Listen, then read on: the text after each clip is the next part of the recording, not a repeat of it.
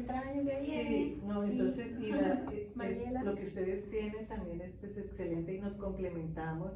Entonces, pues muchas gracias por venir. Ya, gracias. Y que hagamos colaboraciones y que demos a conocer a los canadienses, a todos los canadienses, lo que estamos haciendo en español y en traducción.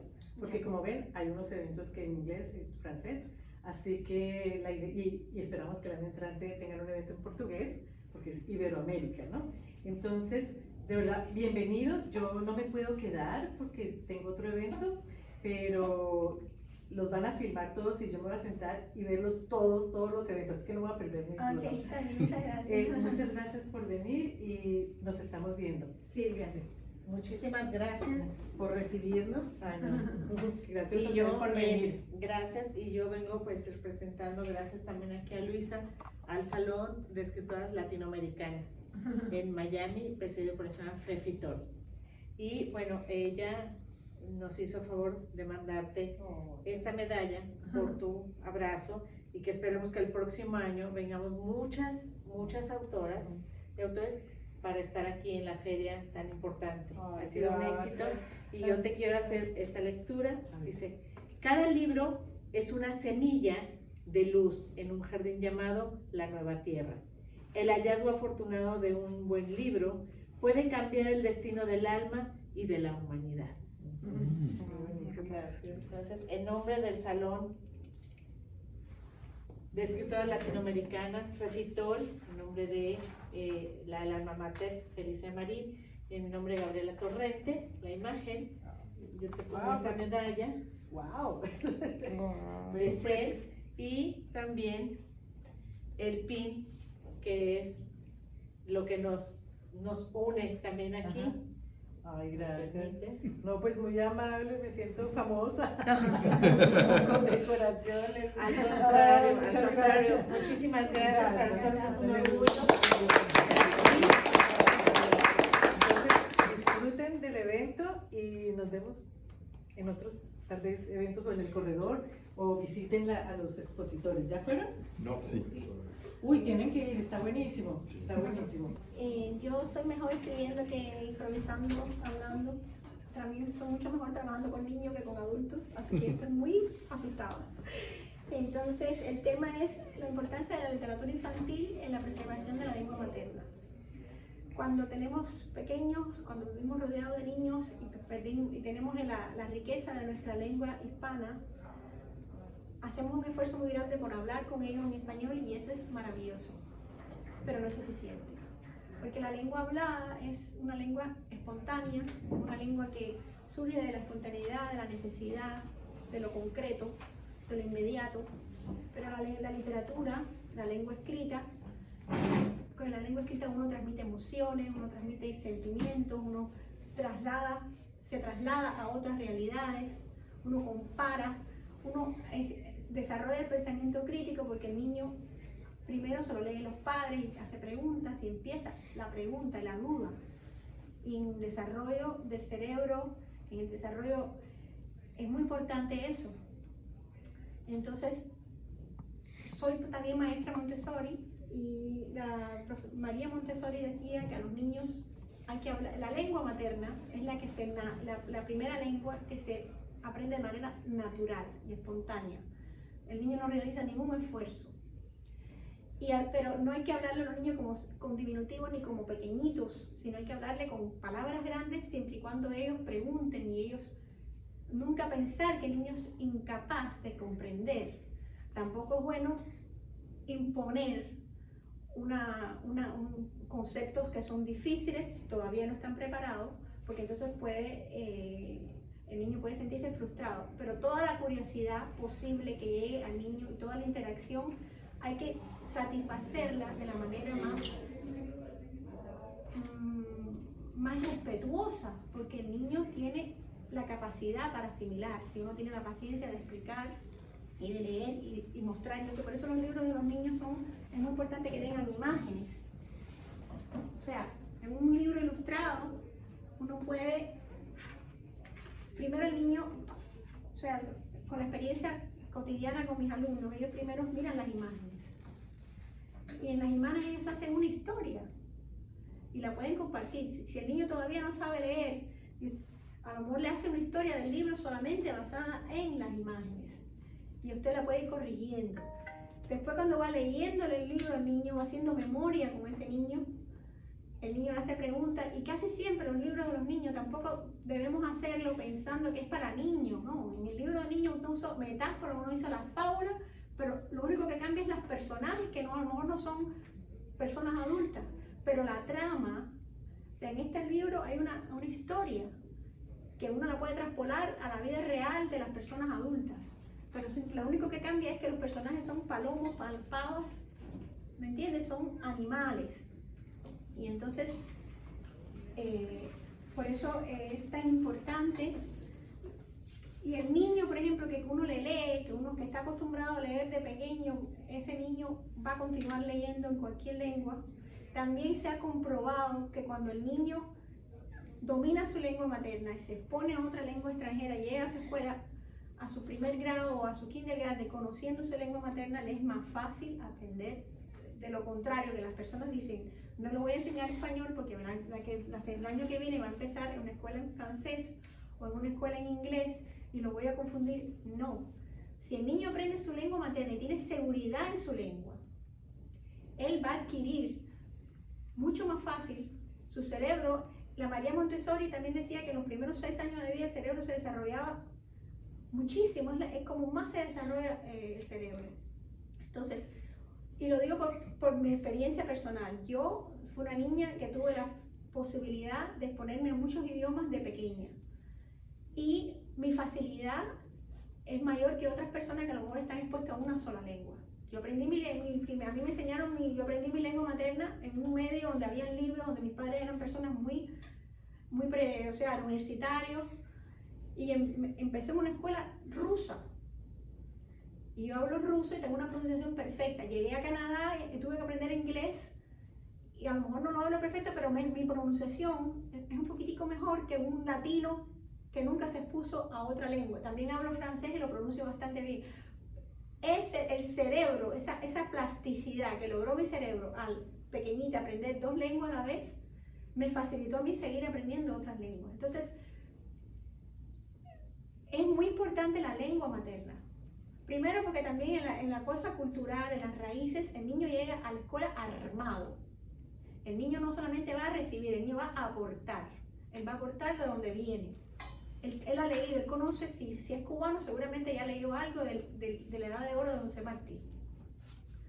O sea, un niño cubano debe ir a la escuela, por lo menos conociendo los 2 príncipes,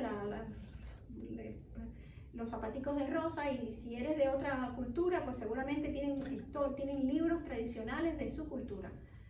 Por favor, léanle esos cuentos folclóricos de sus culturas a sus niños antes de ir a las escuelas. Y conserven esa lengua. Eso es muy importante. El niño va a ir con una coraza a la escuela. Entonces, bueno, yo voy a leer algunas frases de María Montessori y le voy a poner le voy a leer pasajes de los libros en los que yo demuestro la diferencia entre la lengua hablada y la lengua escrita. Por ejemplo, en Lunes Lunero, que es esta obra mía, este libro, ¿cuál es la idea del libro? Es que los lunes son días que no me gustan. O sea, pero yo no ¿cómo se dice en poesía? Que el lunes es un día aburrido, que a los niños no les gusta ir a la escuela. No es lo mismo decir no me gusta el lunes que decir los lunes son días que llegan del mar, porque la luna no siempre es igual, ¿no? O que llegan de más, ¿no? O sea, porque uno lo dice de manera poética, y a veces uno dice, no, a lo mejor ese mensaje el niño no lo capta, pero no nos ha pasado que hemos leído obras de niño y no lo hemos leído, y lo volvemos a leer de adulto y lo interpretamos de otra manera, pero está en nuestra memoria, lo hemos memorizado de infante. A lo mejor no comprendemos todos los conceptos, pero la literatura infantil tiene que tener eso, hay que tener respeto por la información que le damos al niño. Un libro por eso a veces, cuando se empieza a ver los libros, a veces son más imágenes que palabras, porque es preferible darle más imágenes que darle unas palabritas o una historia tonta al niño. Y entonces, ¿me entiende lo que le digo? Eso es lo que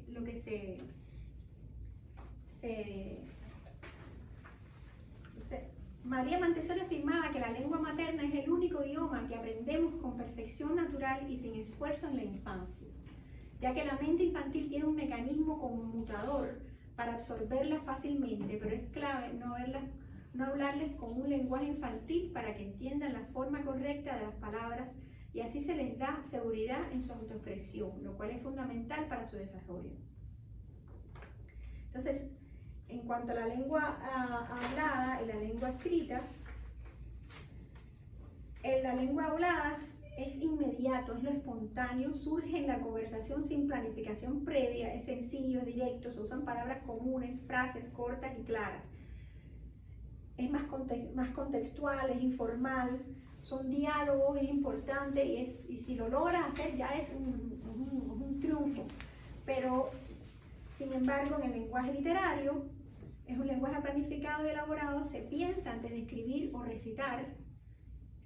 También es muy bueno cartearle, por ejemplo, además también se dice que si no le hablas, si tu lengua es materna es el español, y nunca vas a lograr ser bilingüe, nunca vas a lograr hacer perfecto inglés ni francés, y tu hijo, amor, si no te acostumbras a comunicar con tu hijo en tu lengua cuando sea adolescente, ¿cómo le vas a pasar los mensajes grandes a ese niño que va a presentar problemas grandes? Porque los problemas de los niños pequeños son problemas pequeños, pero los grandes son problemas grandes. Entonces, estaríamos muy desarmados los padres si nos tenemos que comunicar con esos niños, con esas problemáticas mayores en la lengua que no dominamos. Entonces, nos estamos desarmando y además le estamos imposibilitando a ellos a ser bilingües. ¿Te das cuenta? Y así pasa. Por ejemplo, yo me recuerdo, tengo una anécdota con mis hijos que cuando yo los obligaba a hablar en español, ellos decían, eso es porque ellos no hablan bien el inglés. They don't speak properly. That's why they want us to speak in Spanish. Porque ellos se dan cuenta de eso muy inteligente. Pero es real que nosotros tenemos que darle esa herramienta, porque además es una lengua importante que une muchas culturas a lo largo de todo el globo terráqueo, que es una lengua de pensamiento, lengua de arte, lengua literaria, es una lengua que interviene en los negocios, o sea, es una lengua diplomática también, es la tercera lengua más importante del mundo, en Canadá es la tercera lengua también. Entonces, ¿por qué suprimir a los niños la lengua materna del español? Es importante. Y nunca pensar que porque dominan esa lengua van a llegar desarmados a la escuela porque no hablaron nada, no. Todo el tiempo, todo lo más que en su casa le puedan hablar español, aunque lleguen sin un yes a la escuela, ellos van a tomar ese inglés lo va a absorber porque lo tienen en la televisión, en los libros que van a recibir, en la física, en la química, que nosotros no vamos a enseñar química y física en español, y ellos lo van a recibir en inglés, ¿me entienden? Entonces, todo el tiempo, lo más largo que podamos hablar es solo en español, es importante para que puedan leer y puedan entender nuestra cultura, la literatura latinoamericana y todo lo que acompaña nuestra lengua y nuestra cultura. Entonces, bueno, yo he escrito libros para niños. Con esto de que los niños usan tanto el iPad, estoy divagando, no sé si además de publicar en papel, hacer los libros con música. Entonces los quiero poner a ustedes y quisiera que ustedes me opinaran qué opinan de eso, si vale la pena o si eso puede robar tiempo a los niños de no tomar el libro y se van a ir por la parte electrónica. Pero bueno, les voy a mostrar este libro. Se sube el volumen. Un palomo pica flor, con paloma no pasó a una pava coliblanca, el palomo enamoró. Las palomas indignadas, horror en el palomar, esa pava coliblanca con palomo fue a cazar. Una palomita triste llora y llora sin parar, solo ella se pregunta cuán lejos podrán volar. Y el palomo enamorado en la pava puso flor, y en lo alto del tejado el revuelo es mayor. Se ve a la pava echadita Y el palomo anda impaciente, las palomas alucinan y aletean al poniente. Esta espera desespera, le dice la pava al viento. Muchos días en el nido, cuántas noches de tormento. Y el palomo picaflor anda buscando maíz, y en el jardín se ha encontrado un trocito de lombriz. Una palomita viste azucenas de azahar, solo ella se pregunta qué será lo que vendrá. ¿Vendrá un pavo picaflor o paloma coliblanca? Andará por la vereda o rompiendo cascarón, y la pava embelesada le susurra picaflor.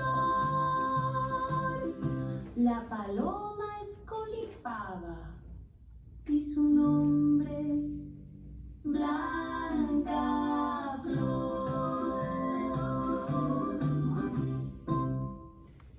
Pues como ven ahí en este cuento trata una temática, ahí está la diferencia. O sea, el pavo se enamora de alguien que no pertenece a la comunidad.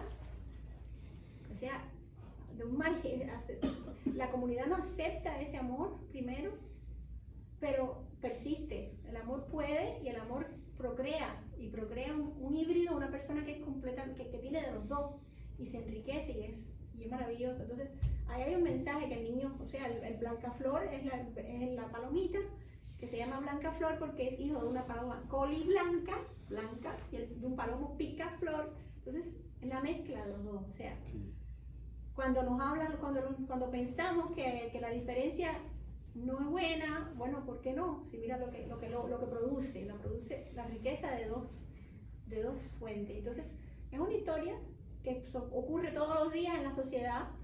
Se la explicamos a los niños para que acepten la diferencia, pero con los personajes son pajaritos, ¿no? Lo voy a sacar algunos poemas del próximo libro, que es una antología de mis poesías. Ay, no se abre. Perdón.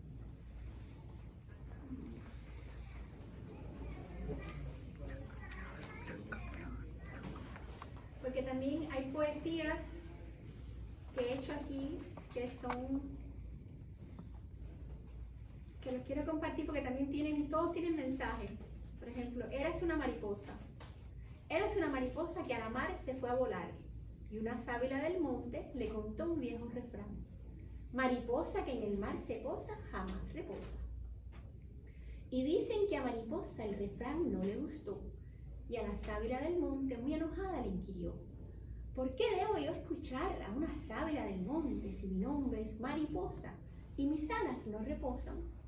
Mariposa, mariposa, no te acerques a la mar, oye el canto del sinsonte, él se sabe otro refrán. Mariposa que en la mar reposa, jamás en rosa se posa, le dice el sinsonte. Y dicen que a mariposa el refrán no le gustó, y hasta el canto del sinsonte con sus alas repostó. ¿Por qué debo yo escuchar esa voz que me lastima, si mi nombre es mariposa y en las rosas hay espinas? Mariposa, mariposa, no te acerques más al mar, vuelve al monte vanidosa, que no hay rosas en el mar. Érase una mariposa que a la mar se fue a volar, y una sábila del monte le contó un viejo refrán. O sea, ese también un cuento, poema. Todas mis poesías tienen cuentos, son un cuento, una historia, que también es la conciencia diciéndote, es tratar de que, o sea, la persona quiere liberarse, quiere hacer lo prohibido, y entonces a veces no escucha consejos, ¿me entiendes? Y bueno, ya por último, para no cansarlos, quiero hacer un poema que, vamos a ver si se llama ¿Y quién es el agraciado? Sobre un piano de corales, en un mar azul vitral, afinado bailarín rompe en puntas el cristal. En tutú de plumas rosas, lúcele un baile al ciprés, cual reverencia se inclina, besando el agua a sus pies. se hace mover al compás de unas algas verde ocres, y en arena de palmeras castañea caracoles. Pica y repica el cante, roba al viento un clavé, muestra un giro, se abre de alas, alza el vuelo y olé. ¿Y quién es el agraciado que del mar al cielo fue? Para que pareciera que es gitano, sevillano o cordobés, pues dicen del afinado, con salero o de mamey, y de mamey ser el flamenco cubano de los jardines del rey. O sea, el flamenco es un pájaro. Entonces yo juego con el nombre. Nosotros tenemos en unos callerías que se llaman los Jardines del Rey, tenemos mucho flamenco y está el baile flamenco. Entonces ahí el niño está aprendiendo que el baile flamenco es una cosa, es como un flamenco, el pájaro bailando el baile flamenco. Y en el mar, porque además el paisaje no es un teatro, no es un piano de corales, y sobre un azul cristal que es el mar. Entonces, ¿cuánto entra ahí? ¿Cuánta información recibe el niño? ¿Cuántas cosas vive en esa poesía? ¿Me entiendes? Y bueno, el último libro que saqué, que es este que se lo dediqué a mi padre y a mi esposo y a todos los papás que tienen la capacidad de regalarle tiempo y jugar con sus hijos. La inspiración me llega porque como maestra he notado que las niñas pintan más a los papás que a las mamás. A las mamás, perdón, que a los papás. No porque quieran más a las mamás ni a los papás, sino porque las mamás son más atractivas de pintar. Las mamás las pueden poner vestidos de flores, pueden ponerle corona, pueden ponerle collares, pueden pintarle los labios. Y el dibujo de los papás tiene que ser muy serio y entonces no les gusta. Y entonces casi siempre piden ayuda a la maestra. Cuando uno le dice, haz un dibujo de la familia o es el día del papá, dibuja a papá, pues ellas se sienten así como que... Y los varoncitos casi no pintan mucho ni papá ni mamá, pintan más carritos, monstruos, robots, eso. Les gusta más, es lo más cotidiano. No quiere decir que sea la excepción de la regla, ¿no? Y entonces yo empecé a escribir este libro porque a la niña le cuesta trabajo. Entonces voy a leerles el primer capítulo. Dice, entonces ella, cada capítulo es una parte de la cara del papá. Primero pinta los ojos, a medida que va pintando los ojos se acuerda que se los pinta como unas almendras porque su papá le enseñó en nosotros que somos de Miramar, había más matar almendras y teníamos que machacarla para sacar la almendra. Eso era un arte. Entonces, en esa escena de que ella recuerda que su papá le sacaba las almendras, entonces dice, vuelve a hacerle a mi papá los ojos almendrados. Pero bueno, el papá tenía los ojos verdes y las almendras cuando caen no son verdes. Entonces dice, bueno, mi papá me enseñó a jugar con las canicas. Entonces, o sea, es como un collage que ella va haciendo y a la vez recordando a su papá. Y bueno, creo que está bonito. Pero qué difícil es pintar bien a mi papá. Yo quiero que el dibujo de mi papá me quede pero tan lindo como todos esos dibujos que yo le he pintado a mi mamá. ¿Quieren que le diga algo? Se lo diré bien bajito. Yo sí he pintado a mi papá. Lo he pintado un montón de veces. Mi papá no lo sabe. Nadie lo sabe. Nadie sabe las veces que yo he pintado a mi papá. Lo que pasa es que cuando lo pinto me queda tan feo. Entonces, antes de que él vea mi dibujo, antes de que nadie pueda verlo, yo lo escondo, lo rompo en un tirón. Mi papá es demasiado lindo, pero tan lindo como mi mamá. Y yo no quiero que me salga feo. Pero qué difícil es pintar bien a mi papá. Sí, porque todo el mundo sabe que los dibujos de los papás no suelen llevar vestidos de flores, ni collares de piedras brillantes, ni tacones con lazos, ni cintas en el pelo, y mucho menos pueden tener pestañas arqueadas o labios pintados. Aquí también trabajo un poco el estereotipo, o sea, hay papás, eso lo hago más tanto como al niño como para los padres. Ser niña a veces, cuando tenemos más libertad de podernos, yo me disfrazaba de vaquero, de D'Artagnan y nadie me decía, era marimacho. Sin embargo, un niño se pone una corona y la gente hace así como que se muere, le dan ataques de pánico. Y no necesariamente un niño, o sea, si hay una inclinación diferente, es una cosa que viene con él biológicamente, no se puede cambiar. Pero la curiosidad, la necesidad de explorar, de sentirse, de cómo le queda, porque es bonito, porque brilla. No se lo podemos, ¿por qué? ¿Entiendes? Entonces, trabajo ese tema porque a veces, como maestra, a veces padres me dicen, no le permitas al niño ponerle tal cosa, que se lo ponga. Entonces, tienen miedos innecesarios. También trabajo en un capítulo el problema de los padres casi siempre dicen no, que las mamás, la niña dice, a mi papá le gustará mi dibujo porque él dice que las mamás, solo las niñas y las mamás tienen que ser bonitas, que los papás no tienen que ser lindos. Y yo no creo eso, dice la niña.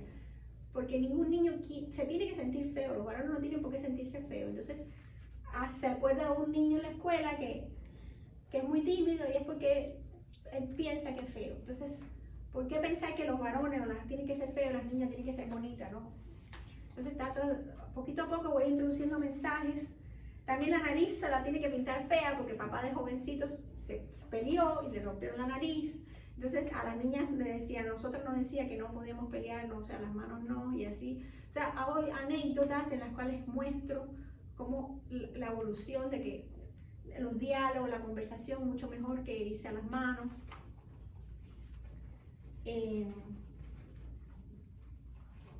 También, por ejemplo, mi papá, yo soy la menor, lo conocí con un pelo bien blanco en cana. Nunca, pero tenía de joven el pelo negro, supe de eso por fotos o por cuentos de mis hermanas. Entonces, en el cuento la niña dice, yo no lo voy a pintarle el pelo negro como era, como el gato, y entonces hago el cuento del gato y así. La niña va pintando al papá y recordando y poniendo ella va hablando, está en primera persona y está enseñando. O sea, la niña, a medida que va recordando, va dando criterios de su experiencia de vida como niña, que nosotros, yo como maestra, aprendo todos los días de los niños. O sea, el maestro que se piensa que solo va a enseñar y no aprender está muy equivocado. ¿Me entiendes? Entonces, por eso hago eso en el libro. Y bueno, ya por aquí termina mi presentación, si tienen alguna pregunta que hacer. Y lo otro que bueno, entonces, una amiga mía, otra escritora cubana, que escribe para temas mucho más serios, temática cubana, muy interesante. Algunos cubanos, aparte de los que conozco, ¿usted es cubano? No. Bueno, no, tampoco. Cuba es un país que es un planeta aparte. Nuestra realidad es muy diferente, en todos los sentidos. Nuestra historia cotidiana de vida es muy diferente y entonces Mirta ha publicado este libro. Este es el tercer libro de ella que se llama La Oveja Negra, tiene muchos cuentos. Entonces yo voy a leer la presentación que ella preparó, si les interesa. Es un libro de cuentos muy interesante sobre... Perdón que te interrumpa. Habías hace rato dicho de que si nos había gustado o que... ¿verdad? La Sí, opinión sí, de lo del video. Sí. A mí me encantó. Ya. Claro, a mí me enriquece mucho ver el libro, Sí. el papel, me fascina para mí, para todo. Pero como dices, sí, si te montas un poquito más en la tendencia de los niños, que todo es digital, el iPad y todo, pero yo te felicito porque la canción está preciosa. La canción la hice con inteligencia artificial, ¿no? Pero qué increíble, qué bonito quedó. Sí, yo pienso que también lo hago porque en Cuba mis libros no pueden llegar a Cuba, o sea, Amazon no. Claro. Entonces quiero subirlo para que los niños en Cuba, que también les es difícil tener internet, pero bueno. Pero bueno, si alguna vez mamá de amigas mías y lo que sea lo quieren disfrutar, pues bueno, lo tienen los cuentos. Tengo otro, Lunes Lunero, también lo musicalicé. No estoy muy contenta con la música que usé porque quiero buscar una música más de niño, pero esta Lunes Lunero también la usaré. Los lunes son días que llegan de más. No sé por qué no se ve acá. Porque la luna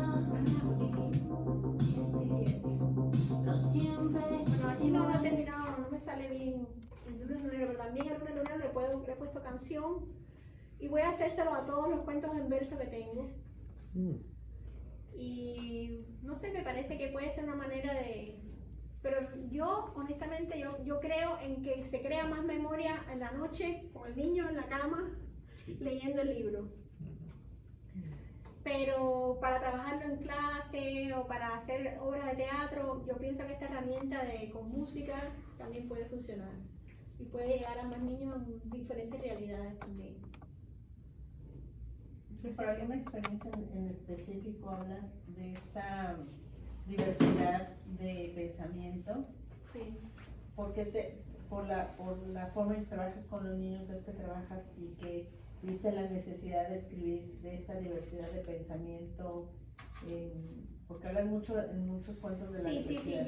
yo tomo, o sea, yo no sé otros escritores, pero yo, o sea, yo pongo en el libro lo que veo, lo que aprendo, lo que he vivido y lo que recibo de los alumnos, ¿no? Y sí, con los niños aprendo mucho. Por ejemplo, una anécdota de un niño varoncito que estaba con un bebé en las manos. Y yo le dije, ¡ay, qué papá más lindo! Me dice, I am a mom, I'm not a daddy. Él estaba haciendo el rol de mamá, ¿me entiendes?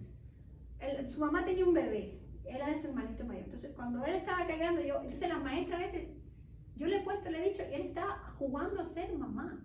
Digo, ¡ay, claro! Pero claro que eres mamá, pero qué lindo. O sea, a quien él ha visto en su casa, con un bebé en brazos y alimentando, fue a su mamá. Entonces, estaba jugando mamá. Voy a pensar que ese niño tiene problemas. No, ese niño está jugando un rol de su mamá y está siendo lo más cuidadoso y lo más, o sea, ¿me entiendes? Ese niño después en la tarde estaba montando bicicleta, corriendo, ¿me entiendes? Pero en ese momento que yo le di el bebé y que él cogió el bebé, él era mamá, porque eso es lo que él veía en su casa. Su papá salía a trabajar y su mamá se quedaba cuidando a su hermanito. Entonces, maravilloso. Aprendí. Ya yo no le puedo decir a un niño, tú eres papá, yo, ay, ese bebé, ¿quién es? ¿Es tu niño? Sí. ¿Quién tú eres? Ya yo ahora le pregunto así al niño. Ya yo no le digo, ¿tú eres papá o tú eres mamá? ¿Ese bebé es tuyo? Sí, es mi bebé. Ay, ¿y quién tú eres? Mamá, papá, tío, lo que me quiera decir. ¿Se dan cuenta? Entonces los niños nos enseñan todos los días. Todos los días.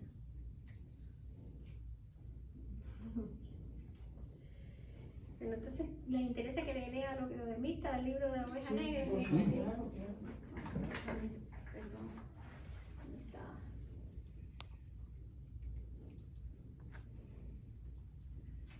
Mirta Casañas Díaz es una escritora cubana canadiense residente en San John. Ella es profesora de la universidad. Trae a la 7ª Feria Iberoamericana su segundo compendio de relatos, La Oveja Negra. En la primera Feria Iberoamericana celebrada en 2019 presentó su novela Crónica de un desencanto. Con ella marcó su estilo dirigido a develar los conflictos existenciales desde una perspectiva sociológica y psicológica en su relación directa e indirecta con la política.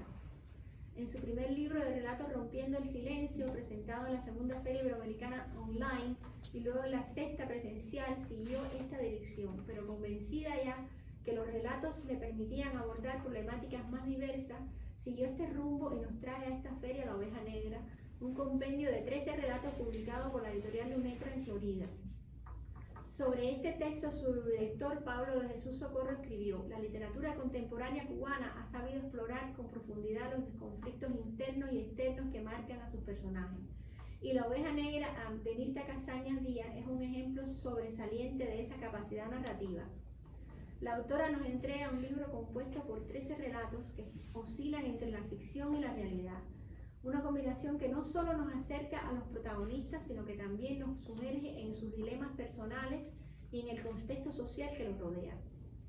Cada historia de este libro revela un fragmento de la experiencia humana y su lucha por la supervivencia y la realización personal. Todo con un estilo que equilibra la introspección psicológica con una narración cargada de tensión.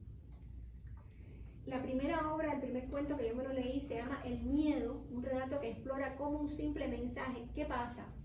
Este cuento está muy interesante. En Cuba se creó un sistema que se llama CDR, que se llama Comité de Defensa de la Revolución, que funciona por barrio. Y entonces es como una vigilancia. Las personas, la oficialidad, iban a esos comités para preguntar si pues, persona tal estaba apta para trabajar en tal lugar. Entonces eso se prestaba para decir, si la persona no le caía bien, podía decir hasta privacidades de la persona entrevistada o de la que estaban indagando. Entonces casi todos los cubanos somos desconfiados. Entonces en este cuento, ella hace un cuento de una persona que le manda un mensaje por LinkedIn y le dice: te quiero conocer, te puedo llamar. Entonces ella tiene una paranoia, simplemente porque un desconocido vio su perfil en LinkedIn y le dijo que la conoce y la quiere y quiere conocerla. Entonces él le dice, bueno, ¿y este hombre no salió? ¿Por qué? No sé qué. Entonces toda esa historia alrededor del miedo. Después resulta que el hombre es un vecino que se había criado en la misma, del mismo pueblo que ella vivía, que sus padres, sus abuelas eran muy amigas. Y entonces ella todavía no se atreve a decir nada porque todavía no confía, porque pues, entonces cuando ya ella se convence de que es un amigo real, el hombre deja de escribirle. Y entonces el hombre, bueno, padecía de cáncer, y el último mensaje es la esposa que le dice, mire, fulano tenía cáncer, se murió, pero su amistad le dio mucha... Es un cuento precioso, no hay nada que reorar. Sí, pero son las cosas de Cuba que son tristes en ese sentido porque nos han dividido, a pesar de que no hay nadie más solidario y más bueno que los cubanos. Eso pasa. Y entonces bueno, vamos a seguir leyendo.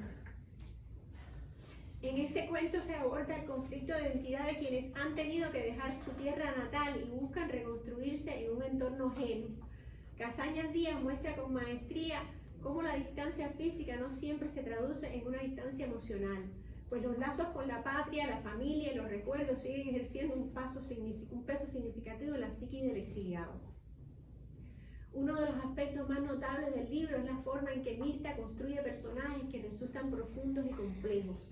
Muchos de ellos se deben entre la lealtad a sus principios y el miedo a las represalias, entre la necesidad de expresarse libremente y la cautela impuesta por el entorno. En este sentido, La Oveja Negra no es solo un título, sino un símbolo de aquellos que eligen un camino distinto al que se espera de ellos. Nosotros en Cuba estamos como, yo tengo una canción, una poesía para adultos que se llama Ser o no ser. O sea, nosotros tuvimos que vivir un sueño de otros y teníamos que tener una línea por seguir, un camino. Entonces por eso cuando hemos emigrado, escoger era muy difícil, porque hemos tenido que, o sea, nosotros teníamos un camino trazado, a veces hasta nuestra generación fue bonito porque estudiábamos en la universidad, pero entonces llegaste a la universidad y el techo estaba aquí. Ya estabas preparado, pero no podías con eso hacer lo que tú considerabas, no te sentías tan libre. Entonces, en este sentido, La Oveja Negra no es solo un título, sino un símbolo de aquellos que eligen un camino distinto al que se espera de ellos. Nosotros, el hombre nuevo que se pensaba en Cuba tenía que ser un hombre como los que hicieron la revolución, que tenían un ideal, ¿no? Pero ¿por qué tiene que ser el mío? ¿Me entiendes? O sea, todos teníamos que seguir y las realidades después fueron cambiando también, y en fin. Leer un pedacito. La página 7 hasta el segundo párrafo de la página 8 del libro El Miedo, del cuento El Miedo.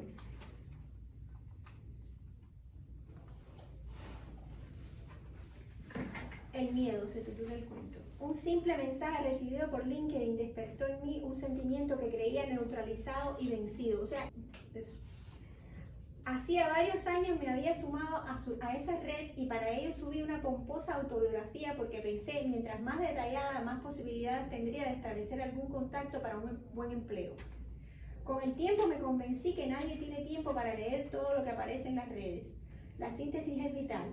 Pero ahí la dejé y pasados los primeros meses de búsqueda y de ampliar mis contactos, me di cuenta de que nada obtendría por esa vía.